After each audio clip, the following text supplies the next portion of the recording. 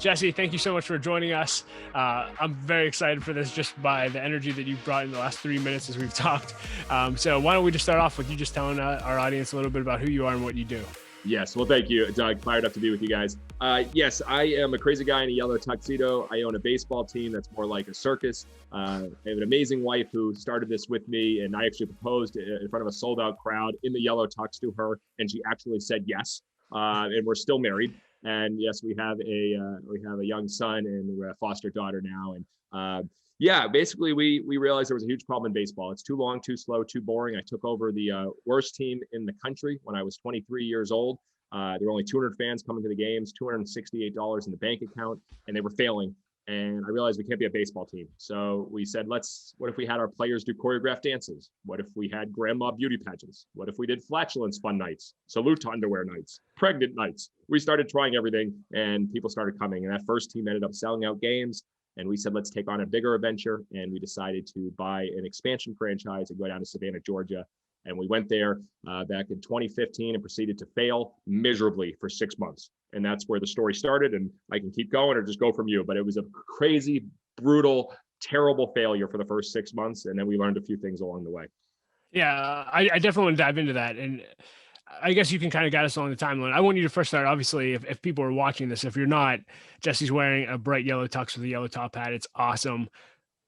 Tell us about that. What's the story behind that? Or is that part of the story you're about to? Well, before I get into Savannah, with our first team in Gastonia, we were failing. I had no idea what to do. So I read every book about P.T. Barnum and Walt Disney. And they're my two biggest mentors. I have posters of them right here and quotes that guide me with what I was doing. What would P.T. Barnum do? What would Walt Disney do with your failing baseball team at the lowest level of baseball? Guys, we're college summer baseball. It's not like major league or triple A or double A or high A. It's college summer baseball. So we had to get it interesting. So with P.T. Barnum, I said, we can no longer be a baseball team. It's going to be more of a show. Well, if I'm going to be running the show, I can't be dressed with like a polo and a regular t-shirt. So I called my buddy who owns a bridal formal shop, and he gave me a black tuxedo that first game with tails and a top hat. And it was 101 degrees and I almost melted. And I was like, this is not going to work. So I went online and found brightcoloredtuxedos.com. It actually exists. And I bought a yellow tuxedo for $44.95 and got it shipped overnight, put it on the next game, and fans started taking pictures, and it caught on. And so I became the yellow tux guy. And whenever I give speeches, and I wrote my book, Find Your Yellow Tux, How to Be Successful by Standing Out. And that's kind of guided our whole thing. And more than anything, Doug, it gives permission to our people to have fun and not take themselves too seriously. I mean, business is too serious. It needs to be fun. And if your owner is dressed up in a yellow tuxedo, how can you not have a little bit of fun? So that's the yellow tux story. Wow, that's incredible. So you wrote a book about how to stand out, and we live in a world that everyone's craving attention, right? And it's so hard to stand out. There's so many things. I need to be on Instagram. I need to be on every platform. What have you learned about standing out? Because clearly you have, and clearly you're doing a good job with that. Well, ask this question. You can ask yourself and ask the business. And I'd actually write it down right now. Anybody, what makes you different? And that is the hardest question for anybody to answer. And what most people do is they write, well, we're a little bit cheaper. We have a better price. We're a little If you're a little bit like better, faster, cheaper, you're not different. What are you the only one doing? And so we had to stand out. We had to be dramatically different. So we had to figure out what are we the only one doing? So we asked that question over and over again. And now we have a page of about 20 things we're the only one doing. Because when you don't have any money, which I came to Gastonia, and literally I couldn't pay myself for 3 months. Then we came into Savannah. I'm about to get into that failure where I'm sleeping on an airbed. We had no money. We had to create something so different, so remarkable, so unforgettable that people could tell everyone about us, do the marketing. And that's where the essence. And I guess that's also kind of what the yellow tux stands for. People might not know my name, but they know there's a yellow tux guy. If you go on Google and search yellow tux, you're going to find me. Like, you're not going to necessarily find like a yellow tux. You'll see me. And so that whole mindset of what makes you different. Every business in the world has marketing directors. They have a marketing plan, but how many have an attention plan? What are we doing to create attention, to be dramatically different? And we had to build that because we had no other choice. Wow. Yeah. So talk about when you took over Savannah Bananas, you brought this franchise expansion. You said the first 6 months were an absolute failure and extremely tough. And then tell us the rest of the story. Oh yeah. Talk about if you could, Savannah Bananas should not exist today. Like, I should not be wearing this yellow tuxedo. I should be, in field position crying somewhere. Like, that's really where we should be. Because here's what happened. We went to Savannah, and my wife and I, we just got married, and we went from zero debt to $1.8 million in debt. And when you're I was 31 years old at that point. She was 28. Not a great start to a marriage. Not a good start. Not at all. And so we took on that outrageous debt between, we had bought the Gastonia team, the former team. We bought the Savannah team. And then we had to put money into the team because we had what a cast of characters to start. We had a 24-year-old president and 3 22-year-olds out of college. This was our staff. We were going to take over Savannah. And so we show up that first day, and the former team, now granted, there was professional baseball in Savannah for 90 years. Literally, Hank Aaron, Babe Ruth, Lou Gehrig, they all played at the stadium. And there was professional baseball. The New York Mets affiliate was there, but no one came to the games. They were getting a couple hundred fans because they were just about a baseball team. And they said, the city of Savannah, we want a brand new $40 million stadium. And the city's like, we're not going to build you that. You can't get 40 fans. What are you talking about? So they left, and they weren't too happy about it. So they cut the phone lines. They cut the internet lines. So when we showed up, there was no office, no equipment, nothing left at the ballpark. We walk into an abandoned storage building, and there's nothing there. We look around and said, well, I guess this is it. And imagine these 3 22-year-olds and 24-year-olds. They're like, did I just take on this job? So we got a picnic table out from the park, because we're at a park, and we put it in the office. We grabbed our cell phones, and we started calling the community and saying, we're here. And they're like, who are you guys? Wait, you're not even professional? You're college? Can we even drink beer at the games? People had, like, it was bad. 3 months in, we sold 2 total tickets. 2. It was like a donation. They were like, here you go, guys. We feel bad for you. We sold 2 total tickets. By January, and I'll never forget the date, January 15th, 2016, I'm in my best friend's wedding, my college roommate's wedding in New Jersey with my wife. I get a phone call from one of our staff members at 4:45 on a Friday. Hey, guys, we just overdrafted the account. We have payroll coming up, and we have no money. And Emily looks at me, and what do we do? And so we went to that wedding, and we faked, kind of danced, and we got back in the car. We drove back, and she turns to me and says, Jesse, we have to sell our house. We have no other options. Talk about an amazing wife. We just got married 2 months ago, and she's like, so we had our dream house in Charlotte. I mean, it was awesome, guys. I put a hot tub in there. We had a fire pit. We had outdoor TV. It was like perfect. It's like, we got to sell our house. So we sold our house. We emptied out our savings account. The little money that we had, we put into the team to cover payroll for the next couple of weeks, hope that we could. And we went down to Savannah, and we found this place that was falling apart. And guys, I'm talking, if you could picture the worst house in the world, times that by 10, I walked in, and I immediately walked out, and I said, nope, no way, no. So we bought it. And we went there, and we couldn't afford better. So we just got an airbed. There's actually a picture. NPR did a big story, and they asked for pictures. We sent this one picture that we saved. It was just an airbed in the corner. And it was so gross. We had to sleep with our socks on because the floors were disgusting. And that's where it was just 5 years ago. And so we had to do something from there to get dramatically different, to get attention, and then to get the hearts of the fans. And so that's where we were. And now, unfortunately, we're much further along now. Yeah. So just a question. I mean, there's a lot of entrepreneurs that go after their dreams, but if they had something like that happen, would just throw in the towel. Why didn't you quit? What do they say? You burn the boats? We had no other options, guys. What else are we going to do? We just bought this team, and I think there's something to be said about that. I think the best thing that we had for us is we didn't have resources. If you want to be resourceful, live without resources. You think about all those people that get a big inheritance check, or they get money, or they get this funding. They have all this money to play with. Well, they don't learn how to grind. We had no other options. We had to find a way to make this successful, or we had nothing. And so I think sometimes that's the best thing that can happen to you. I mean, Walt Disney, obviously the biggest person I look up to. I mean, he's mortgaged his life numerous times. Snow White and Seven Dwarfs, put everything into it to try to make that work. Then Disneyland sold his house. He got loans on it, everything. I mean, he went all in. And because this is where he's going. And I think we need to be able to do that more. And to me, what's the worst thing that happened? It doesn't work. We're out of money. We start over. But I don't even think like that. I thought, what would happen if it did work? And so that's why I told ourselves, we just got to believe. And we believed in it because we saw in Gastonia it could be successful. We saw thousands of people coming to a ballpark to watch players dance and to watch all the shenanigans. So we knew it could work. We just had to get the eyes and ears of Savannah. We had to get their attention before we could get their hearts. And the hearts is where you really win, but it's hard to get the hearts at first. You have to really show them and earn their hearts. And we had to earn that. Yeah. And how did you do that? So you went from that place of like, hey, we hope this works. Let's go for it.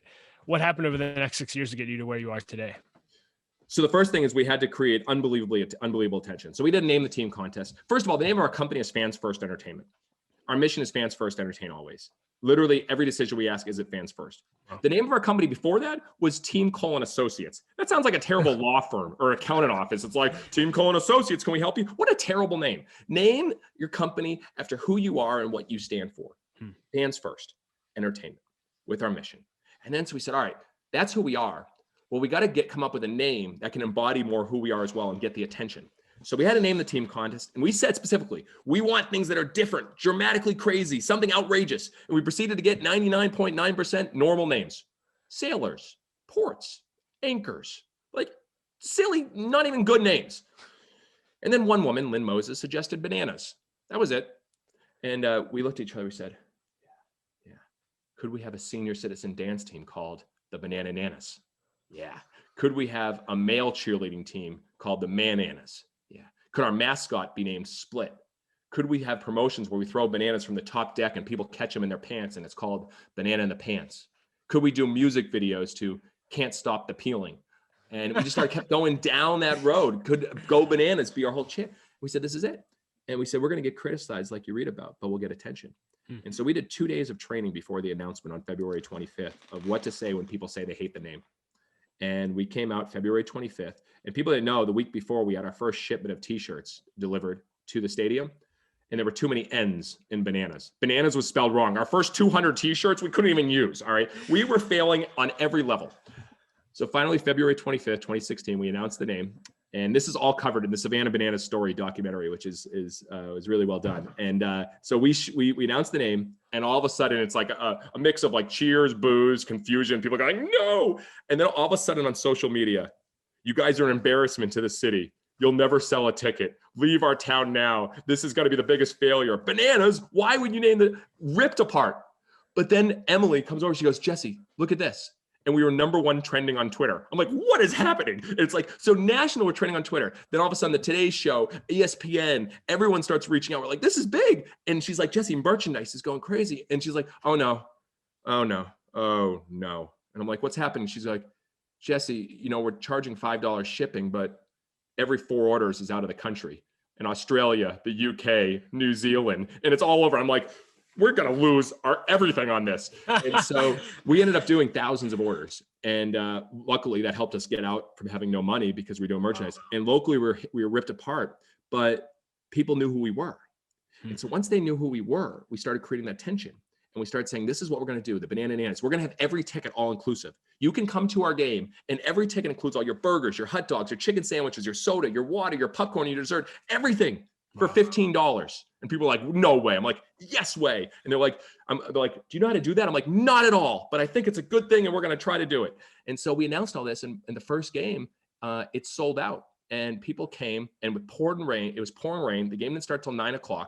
We had the Bananas dance for like an hour on the field in the rain, which was very, very funny to watch. And we had the players come out of a trolley, and I looked up at 9:00, and not one fan had left. They stayed in the pouring rain. People were wearing banana costumes. One guy shaped his beard like a banana. It was unbelievable. And the game stayed till 12, and we played terrible, guys. This first game, we made 6 errors. I mean, it was bad. And the guys were in green uniforms because we're not quite ripe. So we had to wear green uniforms for opening night. So they weren't quite ripe. And at the end of the night, they left. After that game, every game proceeded to sell out. They told everyone about the experience, about how we had free s'mores at the game. We had our banana pep band, our breakdancing first base coach. They talked about the experience. And fast forward 5 years later, we've sold out every single game and have a wait list for tickets in the thousands, even in a pandemic. So, and now my wife and I have a real bed. So we've come full circle.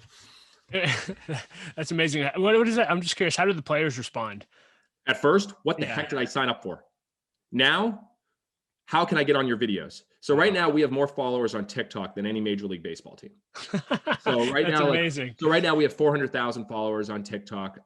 We do music videos like Old Town Road, Can't Stop the Peeling, Bananas Are Back that have millions of views, hundreds of thousands on Facebook.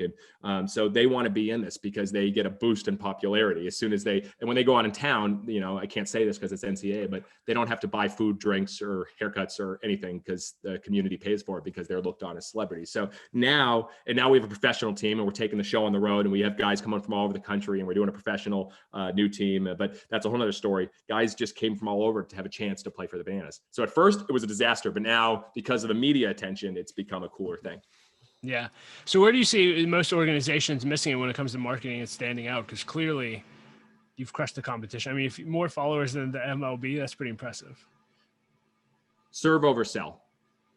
So for instance, what I hate, if you watch our posts, Look at how many times we just entertain, and we offer value, we offer brand, and we offer things that offers value to our fans. So you talk about want to be the best marketing advice? Stop marketing. You know, let's give you a point here. This past year on February 25th, all right, you want to hear our February 25th, 2020. You want to hear the worst business idea plan? Let's throw away hundreds of thousands of dollars right before a pandemic hits. That's the worst business plan. How do we do it? We said we're going to create the first ever ad-free stadium. So we eliminated all advertising from our ballpark, all sponsorship, everything. We threw away hundreds of thousands of dollars. 5 days later, we surprised our team with a trip to Disney. And then so we're in Disney on March 5th. 1 week later, pandemic, world shuts down.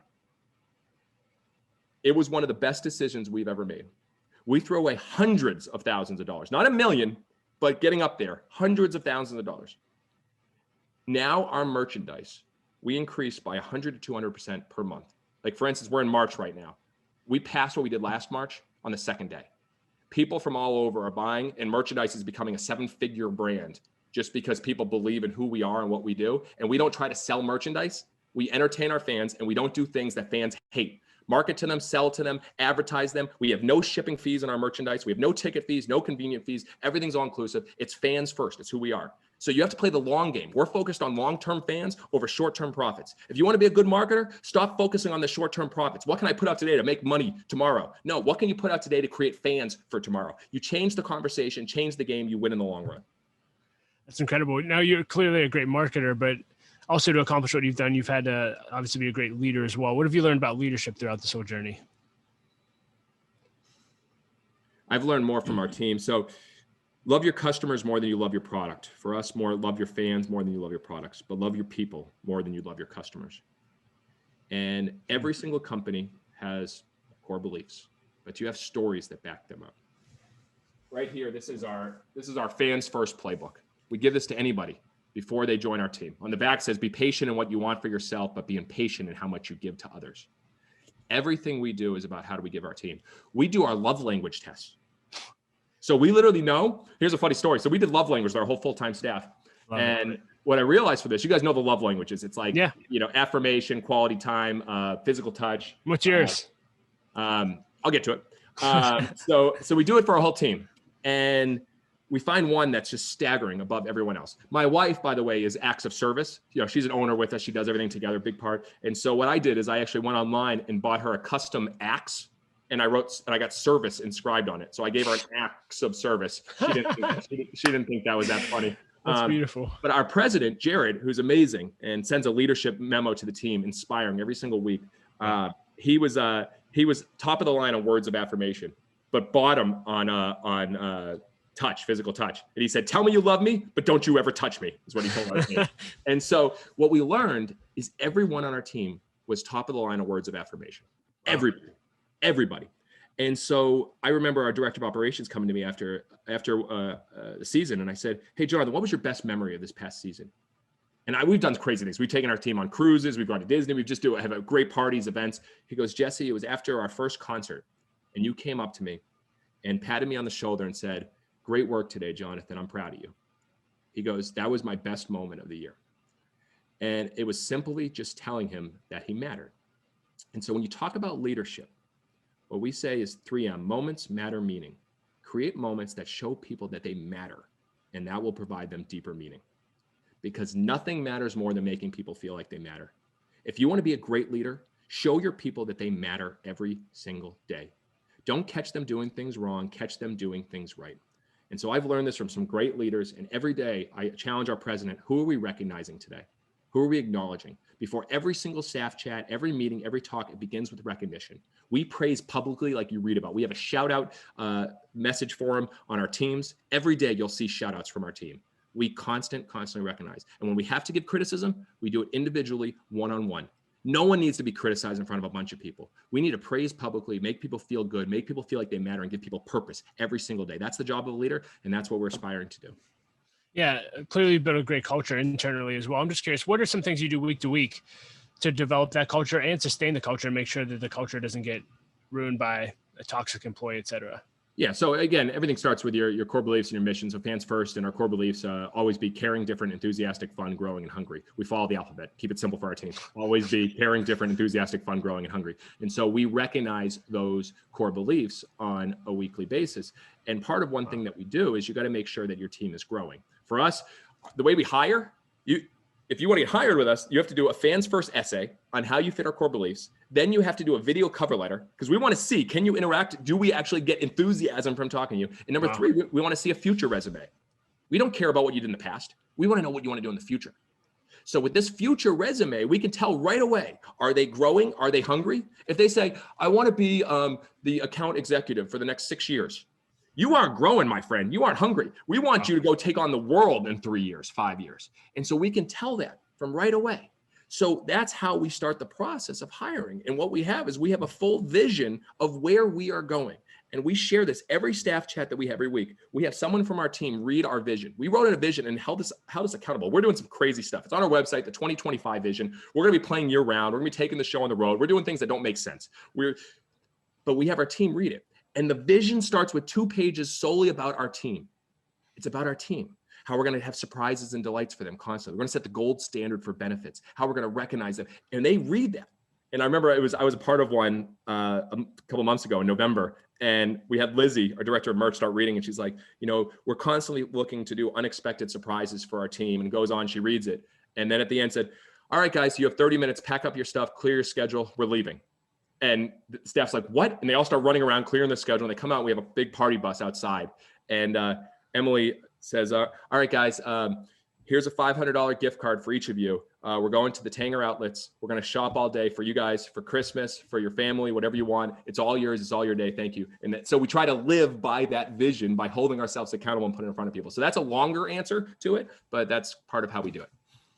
Yeah, you mentioned P.T. Barnum was a hero. I'm just curious, so you were a P.T. Barnum fan before The Greatest Showman came out? Come on, those are all right. What's up? I'm not going to call anyone, a P.T. Farnum fan, all right? Because they became in 2018 after they started singing songs. But yes, I had to be. P.T. Barnum, what he did in the 1800s, no one else was even. I mean, he was so far ahead of his time. It was outrageous, and so we had to figure out how to get attention of a low-level baseball team in a tiny town called Gastonia, North Carolina. P.T. Barnum was a genius at it. So yeah, I read every book on him, and yeah, I'm literally looking at a picture of him in my office. Quote: people have sent me autographs from P.T. Barnum from the 1800s, which is awesome. Wow. I got a P.T. Barnum, literally got a P.T. Barnum card here. People give me. So yes, which is rare. P.T. Barnum baseball card is rare. So I'm sure it's worth something. But yeah, there's a lot to learn from him, and a lot of the things people said about him wasn't true. He was brilliant, and he did a lot of good. And I think I'm glad there was a movie that shared that a little bit. Yeah, I was gonna say, did you like the movie then? Yeah, everyone asked, what was your opinion of the movie, Jesse? Was it all true? I go, of course not. And P.T. Barnum wouldn't have had it that way. P.T. Barnum's number one goal was to bring joy, bring happiness, and make people have a good time. And so, how the whole story went, I mean, it buttered it up and made it a lot more positive and happy. But what they did is they created music, and they created a show with the movie, which made it great. And I think that's how P.T. Barnum would have done it. Don't let all the logistics and details and facts get away from making someone feel special. And you walk out of that, you can't not be like singing and stuff and like, from now on, like people are just doing it. I'm like, what is happening? It's like P.T. Barnum did that. Did any of those things actually really happen? Not all of it, only a little bit, but now I'm entertained. And I think that's the goal. I'm going to say this. Sorry, you got me going. Love it. You talk about leadership, you talk about, management, people running, like entertainment. I think people are so afraid to talk about entertaining. You know what the definition of entertain is? Do you have any idea? I'm waiting for it. I didn't know either. Like people say you're an entertainer. I'm like, I should look that up. It's provide enjoyment and provide amusement. Aren't we all in the entertainment business? Yeah. And so I think people are you're in a yellow tux, you run a baseball team, you can entertain. I don't care if you're in a nonprofit, you're a heating and cooling company, you're a restaurant. How are you entertaining your people, your guests every single day and providing enjoyment to amuse them? I do it in a bigger way. But P.T. Barnum understood that with his movie, with everything. They're like, we're going to entertain and bring so much joy, enjoyment, and amusement to you that we're going to win in the entertainment. If you get their hearts by entertaining them, everything else takes care of itself. So we lead with the entertainment. And that's kind of the spirit of it. And I think P.T. and Walt Disney, and they're so good at that. And so that's where I get a lot of inspiration. Yeah, well, you already won my heart. I'm gonna go buy a Savannah Bananas t-shirt after this. What's up?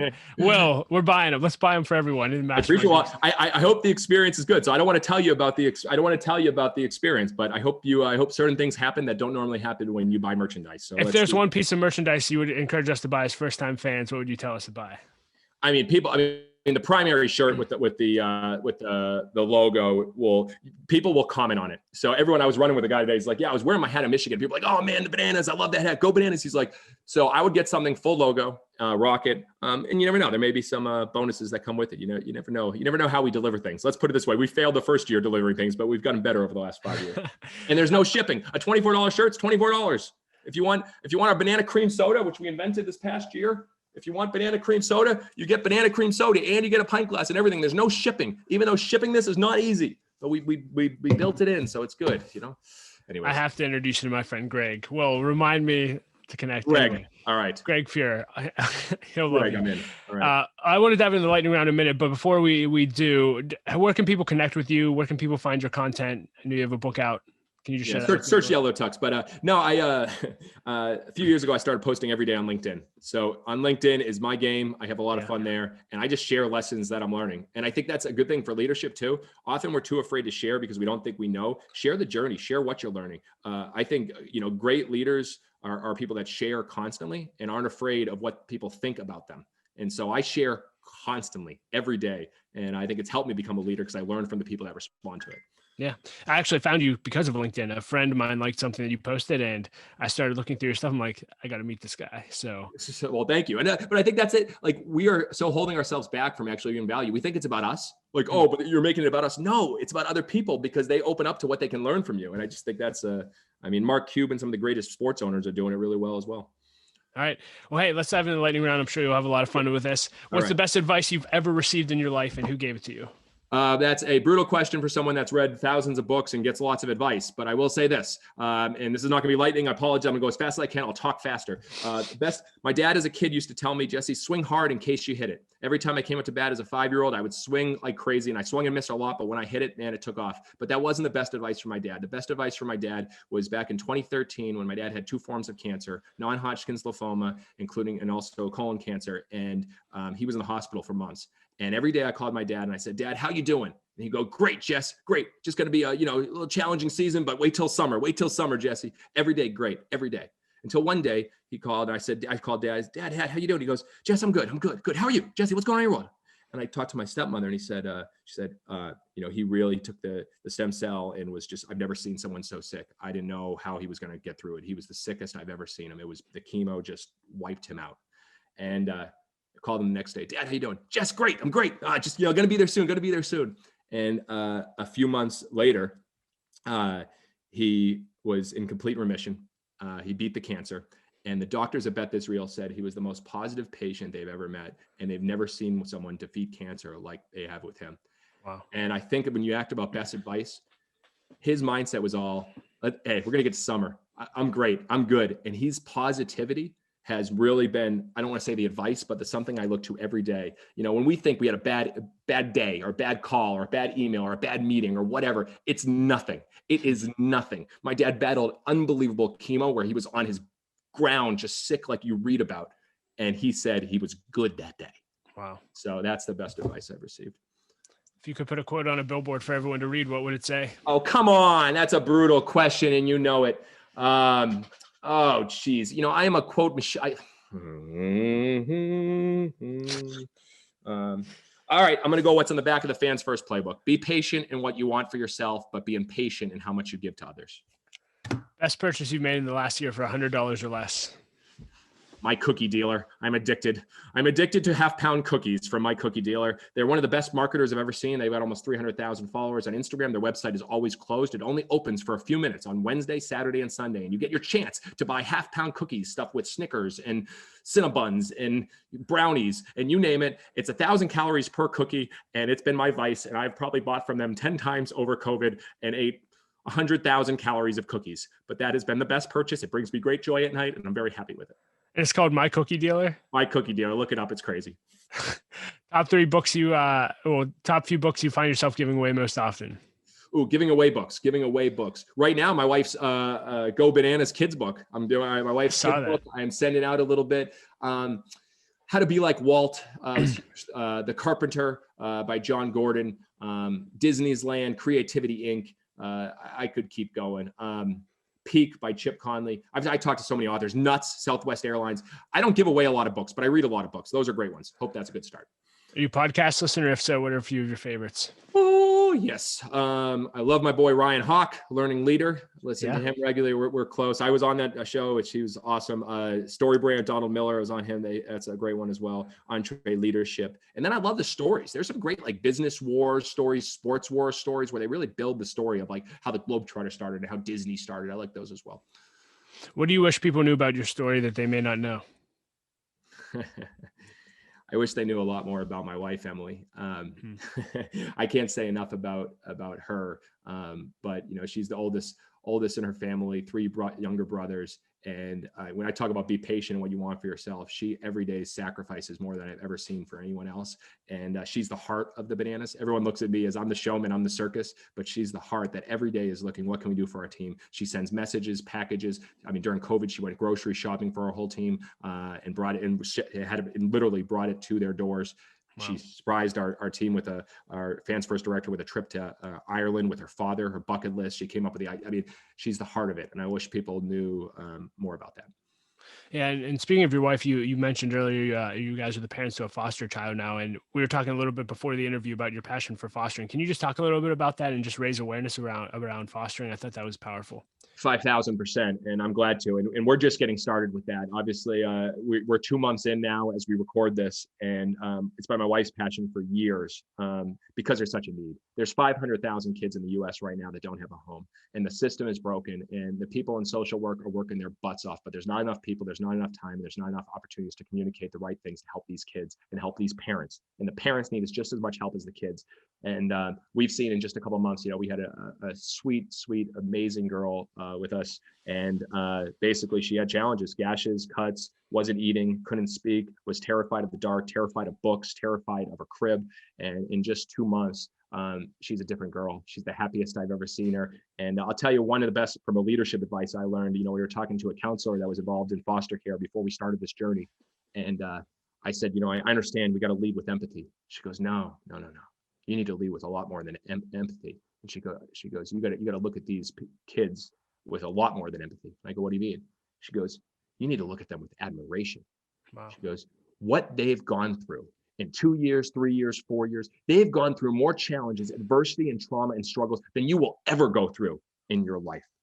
You need to look at them with admiration every day and look up to these kids for what they've gone through and how they survived. And I'll tell you right now, I look at our young girl and I look at everybody in a different way, that it's so easy to judge people on the outside.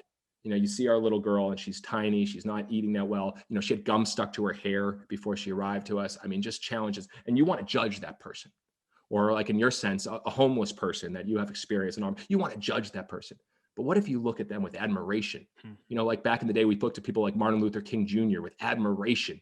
What if we looked at these people with admiration? How would we treat them differently? What would we do for them differently? And how would we make a bigger impact and difference? And so that's been some of the best advice I've received. And I try to do it every single day. Wow. Thank you for sharing that, raising awareness. And obviously, thank you for doing something about that issue in our country. And hopefully this will help raise some awareness and challenge some other parents to do the same. Appreciate it. What's the greatest challenge you're facing right now?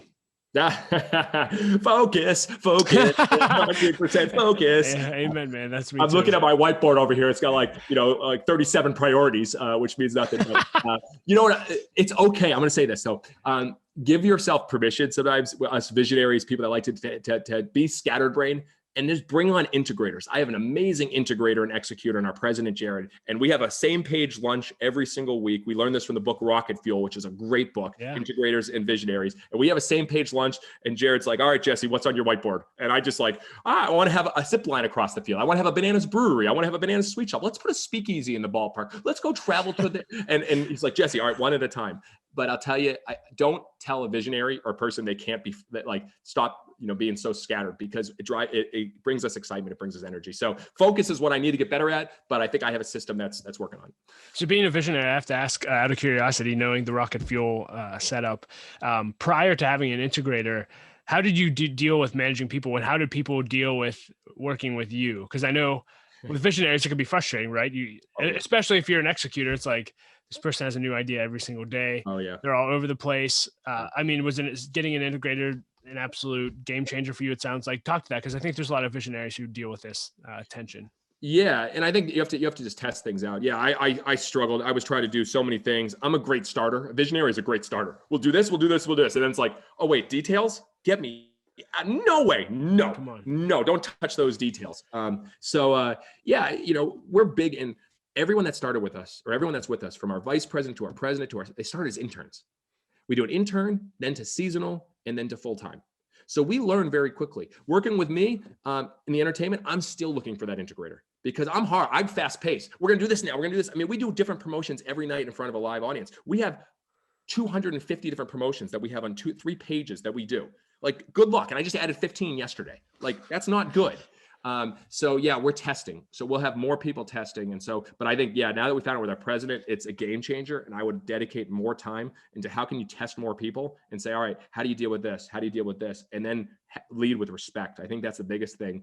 I think executors or integrators don't respect visionaries as much, because they're just the idea person and the executor has to do it. And the visionaries don't respect the executor as much, because they often say no, or I can't do this right now, or they don't do it up to their level. I think you have to lead with respect and admiration, again, that they're doing things that you can't do and you're not good at doing. So that's how I've tried to take that approach. Like, Jared, I love you. Like, I appreciate you. I respect you. Can we still maybe do the speakeasy? But yeah, that's how I get. So good. What's your greatest leadership pet peeve? Oh, see, negative questions are tough for me, man. Pet peeve. I don't know. What's yours? Oh, that's a great question. You can't just ask the question and not even know an answer yourself. That's bush league, and you know that. Yeah. An unwillingness to have hard conversations. And I used to be that person. So yeah, that was born out of a lesson that I've had to learn. But yeah, just an unwillingness to confront things and just be passive aggressive. That's probably my biggest one. That's great. And I suck at that. I'm really bad at that. I don't want to hurt people's feelings. I want to be loved so much. So it's like, I'm really bad at that. So Jared's good at that. I'm bad at that. So I'll be like, yeah, that wasn't that good how you did. And they're like, you're being very passive aggressive. I'm like, that's a good answer for a pet peeve. You're probably right. I probably set the pet peeve on that. So yeah. All right, good. I just used your answer. Hope that works. I love it. Do you have any unusual habits that make you successful daily? 5,000%. Win the morning, win the day. Hal Elrod, thank you very much for this. My mornings are electric and they're ridiculous and it doesn't make sense. I wake up every morning anywhere between 4 and 4:30 and my mind is going. Like, there's no, like, people like kind of get out of bed, like, don't talk to me till I've had my coffee. Like, I don't understand those people. Like, what do you mean? You really need coffee till I can talk to you? But that's a whole nother thing. I wake up immediately. I write a thank you letter. I've been doing this since 2016. I changed my life. A thank you experiment. That's now done over 2,000. Every single day I wake up. It's the first thing I do. I know I'm going to write to the night before. So I write down that person's name, have an address ready, do a thank you letter to start the morning. Then I write down 10 ideas. Most of those ideas are crap. They're terrible. Some are actually pretty good, but only a few. Then I write in my journal. Then I read, and I read walking to get steps in. I'm weird like that. Then I go for a run and I listen to a podcast, and that's getting my vegetables in. So that whole starts between 4:30 until about 6:30. Then it's time to get the kids. Those 2 hours, I've won the day. It's amazing. I feel on top of the world. And that habit has changed. I mean, I'm getting my workout, my running, I'm getting my mental workout, and then my ideas. Everyone says, how do you come up with so many ideas? I come up with a lot of ideas. That's how I come up with so many ideas. I come up with ideas. I work my idea muscle. If you want to have more ideas, you got to work out every day. And so I write those ideas every day. And so all in the morning, I'm just training myself, giving me discipline to be in a better spot. That is a habit, and it's been a win. And so thank you, Hellerod, for starting that, and then me evolving it to what it is now. What's something you've done that was on your bucket list that you think everyone should experience in their lifetime? Great question. What's yours? That I've done, I would go to Banff. We're huge national park fans, so but that's probably our favorite so far. Go hike in Banff. I'll say it hasn't happened yet. I'll say for my bucket, like, it hasn't happened yet. It's what it's going to be. It's going to be something with my kids and my wife and my family that, you have those moments. We have dance parties every night, and you have those moments when you're part of some things that are unique, and you're like, you lose track of time. I wouldn't change anything. I have that with the business every day. I'm like, right now, you can see how energized I am, guys. But it's going to be a bucket list moment where we're seeing something at something, and I can see pure joy on my whole family's face. And we're looking there, and I want to just time capsule that moment. That will be it. And I'm sure it's going to happen sooner than later. What's your family's favorite dance party song at this time? Oh, geez, it's Lion Guard, not Lion King, Lion Guard, Zukazana, whatever. It is ridiculous. I do sing-alongs on Alexa. So you put, great playlist, guys. Play sing-alongs, Alexa, or How Will I Know radio. You know, Whitney Houston, the old school. There's a lot of great dance songs on those. So that's when like Daddy does dance songs. Yeah. But for kids dance song, it is Lion Guard over and over again, or I Just Can't Wait to Be King from The Lion King, which I think Maverick played 13 times yesterday. So yeah, that's it. My girls are all about Mary Poppins Returns right now. So ooh, okay, all right. We've moved past Moana, which is good. I couldn't take any more Moana, so I could. We were Moana for. Yeah. I was Maui for Halloween. That was fun. You got the same body as The Rock, so I can see it. Yeah. If you can go back and have coffee with 20-year-old Jesse, what would you tell him?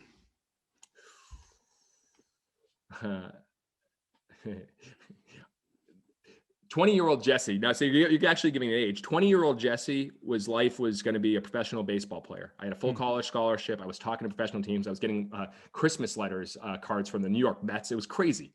And that was everything. 22-year-old Jesse tore his shoulder and ended his career. And I filmed myself as part of a capstone project. And I was emotional saying what I dreamed of doing my whole life was over. And I thought it was the end of the world. 23-year-old Jesse found his calling. Running a baseball team, more like a circus. And that 23-year-old Jesse at that last game of the year on a Sunday, I'm standing on top of the roof in Gastonia for our last game on a Sunday. It was 100 degrees and no one comes. And it was 3:00 in the afternoon. The game started at 6 and cars were lining up and people were lining up. And I had a tear coming down my face. And I called my dad. I said, Dad, we did it. This is what I'm supposed to be doing. And so if I were to say a 20-year-old, it said, just roll with it, enjoy the journey, love the journey. Don't think that this one thing is it, baseball. And I would just keep going, keep rolling. So one day, many days from now, years from now, when you're at the end of your life, what do you want to look back on and what do you want your legacy to be? In the beginning of my book, I actually opened with my eulogy, which is a dark place to write when you're like, I think I was 32 years old, 31 years old when I wrote the book. So to write your eulogy is kind of weird, but I think that's a great question. How would you be remembered? I asked that on my podcast, the first 2 or 3 seasons. You know, there's the political answer and then there's the real answer. I departmentalize my life. I have business and I have personal and family. And so, you know, for business, you know, I want to, make a difference and inspire people to be their best self, to stand out, to challenge the status quo, to question the rules and really live themselves to their best ability and really amplify who they are. You know, we weren't born to fit in, we were born to stand out. So I hope that when I look back or at the end, people can say, you know, you really helped me be my full self, my whole self, and really make a difference. Personally, I want my kids to think I'm their best friend and I'm there for them and that I'm always there to have fun. And my word this year is play. And if ever my son or my foster daughter says, Daddy, do you want to play? The answer is always yes. And I hope that could be the answer. It can always be yes for the rest of my life. Wow. Anything else you want to leave leaders with today? Wow, you threw a lot at me, man. No, I will say this. If you want better answers in business, you got to ask better questions. And you, my friend, asked a lot of amazing questions today. And if you want to be a better leader, you got to ask better questions of yourself, better questions about your industry that you're in, better questions about your people, and better questions about your customers and fans.